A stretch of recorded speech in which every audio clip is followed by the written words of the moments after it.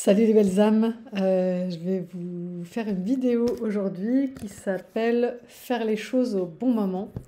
Parce que c'est un truc qui est récurrent dans les séances, c'est quelque chose que j'entends souvent dans les séances. Est-ce que tu penses que je devrais faire ci? Est-ce que tu penses que je devrais faire ça? Ben voilà, moi je pense pas. J'accompagne sur la guérison des blessures et c'est ça qui entrave. C'est-à-dire que tant qu'on se pose cette question, la plupart du temps, c'est qu'on est dans notre yang blessé, dans notre culpabilité et qu'on pense qu'il y a une bonne chose à faire et pas une bonne chose à faire. Donc il y a des gens qui s'en veulent parce que, par exemple, voilà, j'ai rencontré mon autre, on a une belle histoire ensemble, mais je peux pas quitter mon conjoint, j'y arrive pas, je suis pas sûre de vouloir, en même temps c'est une bonne personne, j'ai rien à lui reprocher. Euh, donc il y a des arbitrages qui n'ont pas été faits, il y a des choses, oui, même si mon autre est l'amour de ma vie, j'ai rien à reprocher à mon conjoint, je peux pas le quitter ou la quitter. Donc il y a des, comment dire, des difficultés à arbitrer la situation parce qu'on est encore aux prises avec nos blessures. Tant qu'on est aux prises avec nos blessures, on n'est pas vraiment libre de nos choix. Donc par exemple, quand on est un donneur d'amour inconditionnel et qu'on est très mu par ce besoin de sécurité qui est en plus inconscient la plupart du temps, euh, et ben quitter ce qu'on a construit à deux, quitter la maison qu'on a achetée, quitter la famille qu'on s'est construite, quitter l'idéal de famille qu'on avait, et j'en sais quelque chose, euh, c'est pas rien. Et est-ce que, bah, moi en plus, sachant que tout le monde n'est pas forcément flamme jumelle, que moi je vais jamais conseiller à quelqu'un de quitter, de pas quitter, c'est pas le sujet, d'accord? Le sujet, c'est de faire ce qui me semble juste à moi. Donc si je prends une décision de changer de boulot, de quitter mon conjoint, de déménager, c'est parce que j'ai la conviction intime que c'est ce que je dois faire, parce que j'ai envie de le faire. Pas parce qu'il faut et pas parce que je dois. Donc si on pense qu'on est en parcours flamme jumelle, par exemple, qu'on a potassé le parcours et qu'on se dit, ok, donc il faut faire ci, il faut faire ça n'aide pas du tout. Il y a des gens qui ont beaucoup trop potassé le parcours. Non, on l'a tous potassé, mais c'est pas parce qu'on l'a potassé qu'il faut y adhérer aveuglément. Non, c'est pas vrai. Euh, Moi, ce que ça m'a permis de faire, ouais, si je parle de ma façon de faire, hein, d'avoir potassé le parcours, ça m'a permis de voir les jalons chez moi et de lever les doutes petit à petit. Mais pas de forcer les choses. Si on se sert du parcours pour faire forcer les choses, comme je l'entends parfois, donc il faut que je quitte mon conjoint, je sais Delphine, c'est pas bien. Bah non, mais moi je m'en fous, moi. Je vais pas te dire que c'est pas bien, t'as pas quitté ton conjoint, d'accord? Tu le quittes si tu sens que c'est juste pour toi, parce que tu te rends compte, en ayant cet électrochoc amoureux, que tu ne l'aimes plus, que t'aimes plus ton conjoint. Alors là, d'accord. Et si t'arrives plus à vivre à ses côtés, parce que je l'ai beaucoup, ça, des donneurs d'amour inconditionnel, hein, je, je, je peux pas continuer comme ça, Delphine, parce que je sais que je vais lui faire du mal, parce que je vois bien que lui m'aime encore, mais moi je vois bien que je l'aime plus, et plus cette conscience augmente, et moins je peux rester, parce que plus j'ai l'impression que je vais lui faire du mal. Bon, ça c'est une bonne raison, par exemple. Ok? Mais il faut, je dois, c'est pas une bonne raison. Une raison mue par il faut et par je dois, c'est pas une bonne raison. Parce que c'est une raison qui vient du contrôle, c'est une raison qui vient du mental. Les bonnes raisons, elles viennent de l'envie et de l'énergie. J'ai l'envie pour et j'ai l'énergie pour. Donc il y a des gens qui me disent, je devrais faire ci, je devrais faire ça. Ils sont carpette moquette, l'énergie au ras des pâquerettes, ils sont en arrêt maladie, ils n'ont pas d'argent. Je devrais partir, je devrais faire ci. Bah je sais pas. Peut-être déjà mets-toi en sécurité, toi, protège-toi. Ok? Il y a des gens qui prennent pas encore trop bien les bonnes décisions pour eux-mêmes. Ils n'arrivent pas à se mettre en protection et ils vont se mettre encore plus en danger. Non, non, non, clairement pas. Moi, ça m'arrivait de faire des sauts dans le vide, mais au maximum de mon énergie. Donc je me disais, bon, bah, si en allant, par exemple, quand je suis devenue coach, voilà, j'avais 6 mois devant moi et il me fallait un an pour me former, j'ai quand même démissionné parce qu'on ne voulait pas me virer. À l'époque, il n'y avait pas les mêmes contrats, les mêmes facilités qu'aujourd'hui, bon bref. Et je me suis dit, bon, bah, s'il faut que j'aille bosser chez McDo 6 mois, j'irai. J'avais l'énergie pour ça. Puis j'étais jeune, puis voilà, enfin j'étais jeune, j'étais plus jeune, on va dire, voilà. Donc j'avais déjà un plan B. Je me dis, je ferai un petit job, je ferai du secrétariat, je ferai des trucs comme j'ai fait quand j'étais étudiante pour gagner un peu de sous. Parce que j'avais l'énergie pour, ok? Donc c'était pas vraiment un saut en parachute, ok? J'avais de la ressource pour faire autre chose si besoin. Si on n'a pas cette ressource-là et qu'on saute en parachute, on ne va même pas avoir la force pour tirer sur la ficelle, c'est pas bon. Ok? Donc se mettre en danger, c'est pas une bonne chose. faire les choses parce qu'il faut, je dois, j'ai vu que dans le parcours, est-ce que tu es sûr d'être dans le parcours avant de faire les trucs qui sont écrits dans le parcours? Et avant d'être sûr d'être dans le parcours, la plupart des gens doutent. On ne fait pas des choses comme si on était sûr alors qu'on est en plein doute. Ça non plus. Ok. Euh, donc, lâcher les défauts, les doigts, c'est important. Faire les choses qu'on a envie. Voilà. Et que cette envie est devenue irrépressible et qu'on a l'énergie pour ça, c'est hyper important. Quand c'est le bon moment, parce que les planètes s'alignent et qu'on a les ressources. Ok. Ça, voilà, j'insiste là-dessus. On a des défis à relever, ok? Quand on est vraiment dans ce parcours. Oui, il y a plein de gens qui déménagent, il y a plein de gens qui se séparent. On doit changer de boulot, on est amené, c'est pas qu'on doit, c'est qu'on est amené à changer de travail.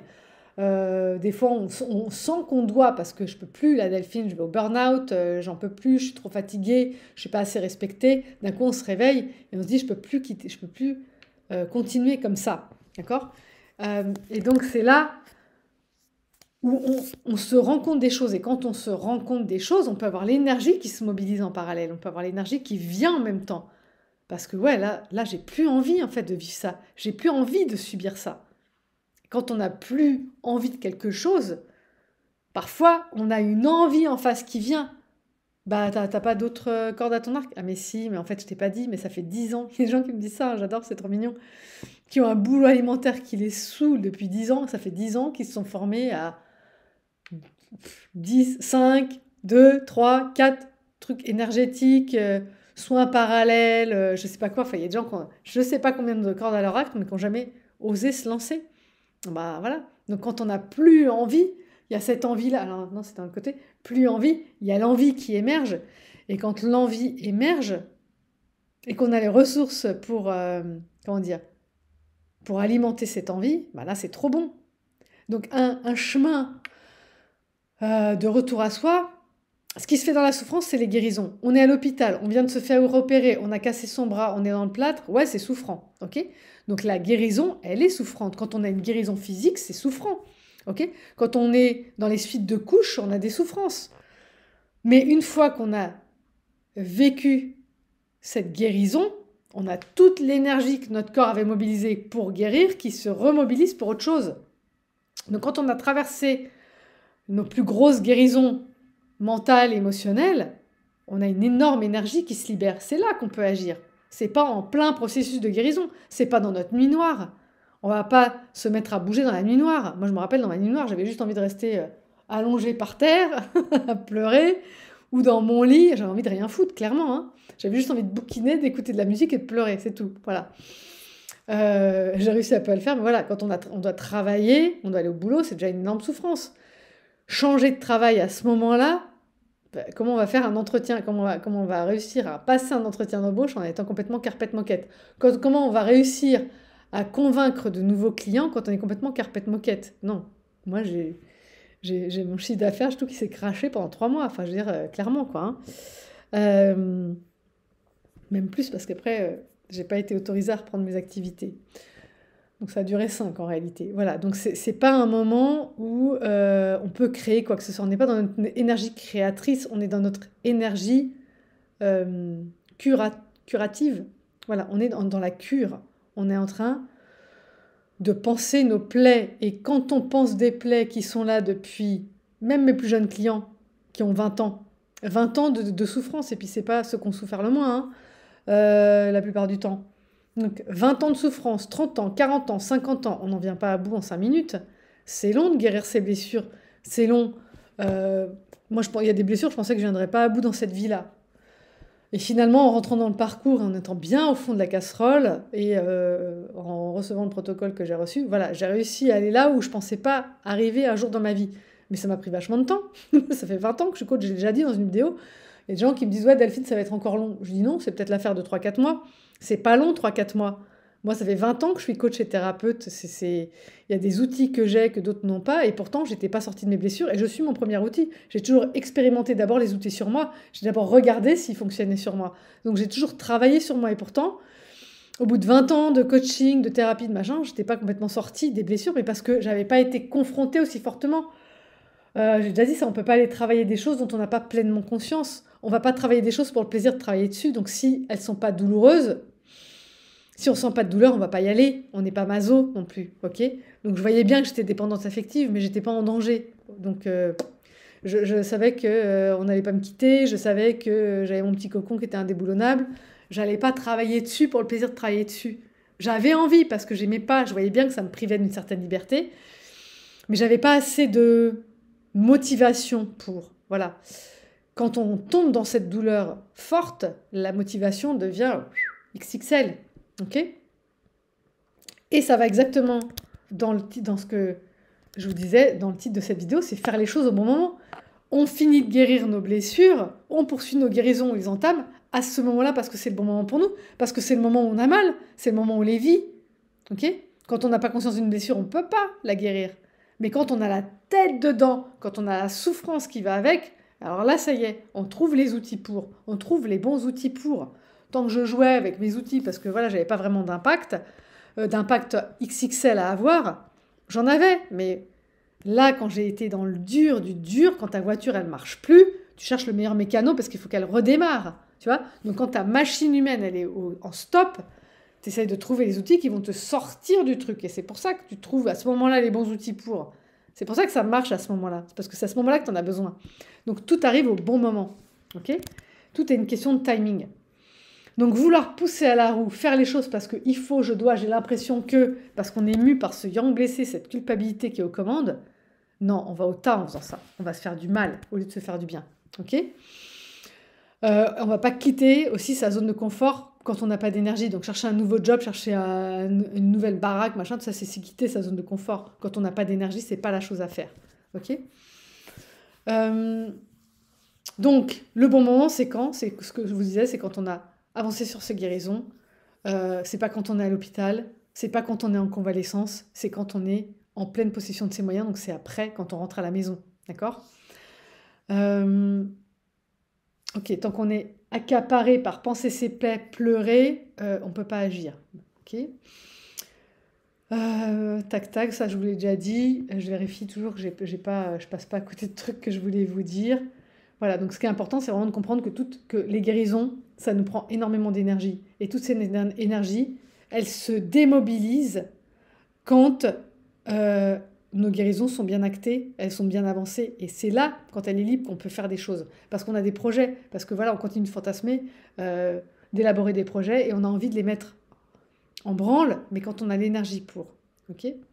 Donc arrêtez d'alimenter cette culpabilité quand on se sent incapable de faire des choses. Voilà. Quand mon père était dans son cancer, là, avec ses chimios, ces trucs, il me disait, voilà, j'arrive pas à faire ci, j'arrive pas à faire ça. Bah ouais, lâche, arrête. Faut que tu arrêtes maintenant. Juste, tu t'occupes de toi. Ok, des moments où on est juste là pour s'occuper de soi. C'est tout. Et c'est important parce qu'au début, dans cette histoire, on s'est décentré. Pendant la lune de miel, on s'est centré sur l'autre, on a eu envie de l'aimer, de lui montrer notre amour et tout ça. Puis après, on a joué avec nos boutons de télécommande. On s'est fait du mal sans le vouloir, sans savoir qu'on se faisait du mal parce qu'on n'a pas les mêmes boutons aux mêmes endroits, même si c'est assez similaire. Et à ce moment-là, on a intérêt à se replier sur soi pour aller guérir ses blessures, au lieu de se demander qu'est-ce qu'il faut que je fasse pour qu'il ou elle. Non, qu'est-ce qu'il faut que je fasse pour aller mieux? Les questions qui sont pertinentes à ce moment-là, à partir de ce moment-là, c'est les questions qui commencent par je, et pas qui contiennent du il ou du elle. Sinon, c'est encore qu'on n'est pas centré sur soi, qu'on essaye de sauver quelqu'un alors qu'on ne sait même pas sauver soi-même. C'est pas le bon moment, d'accord? Et l'autre n'a pas besoin qu'on te sauve, on va réussir à se sauver nous-mêmes, donc l'autre va réussir à se sauver lui-même aussi. Ok? Bon, on va demander de l'aide, mais on ne peut pas aider son autre comme on le voudrait parce que c'est pas notre rôle. Ok? Donc les bonnes questions, hein, j'avais déjà dit j'avais déjà fait une vidéo sur la bonne question. Les questions, c'est les questions qui commencent par je. Ok? Et quand on est dans notre authenticité, voilà. C'est tant qu'on est dans notre yang blessé, tant qu'on est dans le il faut et le je dois, voilà. On sait qu'on a encore un petit chemin à faire pour être dans notre authenticité. On est dans l'authenticité quand on n'a plus peur. Tant qu'on agit par peur de la réponse, peur de mal faire, peur de ci, peur de ça, ça nous empêche d'être authentique. Donc il faut avoir mis à terre ses peurs. Et quand on a manqué de protection, c'est pas facile. Voilà. Et quand on n'a pas complètement conscience de ce qui se joue, c'est pas facile. Donc les peurs, c'est clé, c'est charnière. D'accord? Voilà, pour faire les choses au bon moment, c'est-à-dire quand on n'a plus peur et quand on a envie et l'énergie. Donc la peur à dégager, Ça, c'est un bon. Donc, soit on n'a pas l'énergie, on ne peut pas agir, soit on a plus peur qu'envie parce que la peur est plus forte que l'envie, et là, on ne peut pas agir non plus. Donc, le bon moment, c'est quand l'envie est plus forte que la peur. Ça ne veut pas dire qu'on n'a pas peur, on peut continuer d'avoir peur, mais l'envie prend le dessus. Ok? Mais tant que je pousse, je tire, je perds mes plumes, c'est pas le bon moment. Donc, ça, c'est en termes énergétiques. Ok? Quand j'ai envie, que ça me pousse, que ça me nourrit, qu'à chaque pas, je gagne de l'énergie parce que là, je kiffe, je suis à l'endroit où je voulais être, ça y est, c'est le bon endroit. Là, je suis mue par mes envies, donc mes envies ne font que s'alimenter, elles alimentent mes énergies positives, mes énergies positives alimentent mes envies, et là on est dans un cercle vertueux qui s'auto-alimente. C'est là le bon moment pour agir. Voilà. J'espère que ce propos vous aura été utile. Je vous embrasse, je vous dis à bientôt pour une prochaine capsule. Et si vous avez besoin de moi pour un accompagnement, un coup de pied de biche, quelques séances, une seule séance, sortir de l'ornière, de l'angle mort psychologique, raconter votre histoire, amjumelfj@gmail.com ou les liens sous la vidéo pour prendre directement rendez-vous. Voilà, je vous embrasse et je vous dis à bientôt pour la prochaine capsule. Bis bis, bye bye.